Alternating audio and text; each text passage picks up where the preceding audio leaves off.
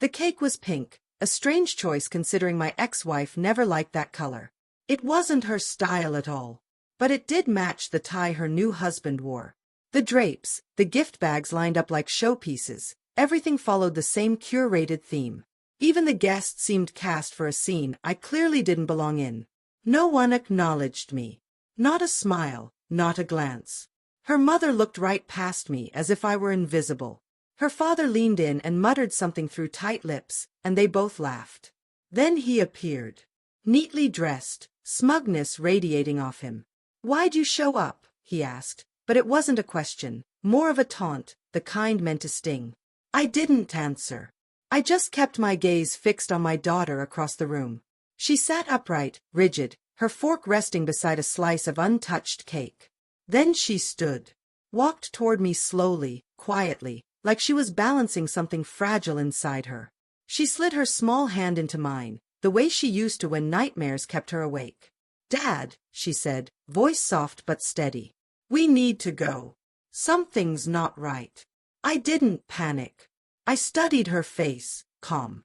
Then nodded. One step, then another. We moved through the crowd unnoticed, as if we'd become shadows. The car ride was quiet. I drove with one hand while she held onto the other like it was something breakable. "What did you mean back there?" I asked gently. She stared at her shoes. "He told me not to talk about you anymore," she murmured. "Said you're not really my dad."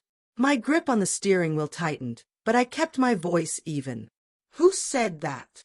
I asked. She didn't say his name. Just looked at me with the kind of hurt only kids carry when they're shielding people they shouldn't have to. Something cracked open inside me, hollow and deep. I didn't respond. Not then. That night, after she'd fallen asleep beside me, I lay awake for hours watching the shadows crawl across the ceiling. I tried to convince myself it was just spite, a petty man trying to get under my skin. But the timing felt too sharp. Her face too honest. Even before the divorce, my ex had started slipping away. Emotionally absent. Always distant. Her phone tilted just out of sight. Excuses masked as exhaustion. I used to think it was just the end of love. Now I saw it differently. I didn't confront. I investigated. Days went by. I scoured old messages, financial records, sifted through social media I hadn't touched in years. Patterns began to form. Overlapping dates. Conveniently timed errands. Gaps that didn't add up. Lies hidden behind routine. Her new husband hadn't shown up after the marriage ended. He was around before it, maybe long before. Then I found a photo buried in her tagged images from 8 years ago. A party. She was holding our baby, her hand resting on his shoulder too familiarly.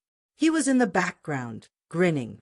I retrieved a hairbrush from her room, one she kept at my place, and sent it for DNA testing. 2 weeks passed.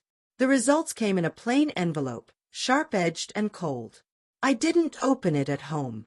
I drove to the cliffs, parked, rolled down the windows. The sea below churned violently against the rocks like it wanted to escape its own depths. The report was brief. I read it. Read it again. She wasn't biologically mine, but biology had never dictated my love for her. I arranged a meeting.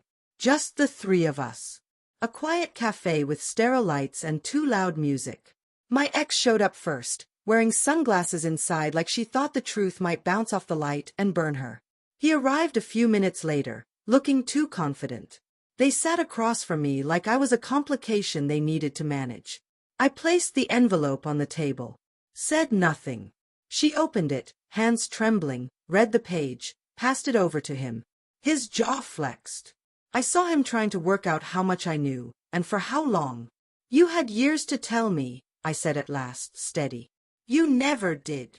Her mouth opened, then closed. No words.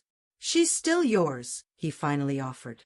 That word, still, like I was being handed scraps from a truth they feasted on for years. "No," I replied. "She is mine. You were just the detour." Neither of them spoke as I stood and left the envelope behind like a farewell gift. I didn't fight for custody. I didn't need to. I filed on grounds of psychological harm. Cited manipulation. Emotional coercion. Documented incidents, recordings, little comments my daughter made, unaware of how revealing they were. The judge listened. Across the courtroom, my ex sat expressionless, the same vacant stare she always wore when control slipped from her hands. Her husband sat beside her, sweat bleeding through the collar of his perfect shirt. I was awarded full custody. Not out of pity. Out of evidence. Later, my daughter asked why she was staying with me permanently now. I knelt so I could look her in the eyes and said, "Because you knew something was wrong. You told me. That's why." And she smiled. A real one. She rarely brings them up now. And when she does, I answer, honestly, gently, but never let her feel the sting of betrayal I carry. That's mine to bear. Not hers. I don't speak of vengeance. I don't take satisfaction in what they lost. But I remember that moment, her hand slipping into mine in the middle of that party, when no one else saw me. She did. That was when they lost her. Not in court. Not when I uncovered the truth. But the second she chose me, quietly, bravely, while everyone else looked the other way. They tried to erase me, but forgot I was the only one she trusted to walk her out.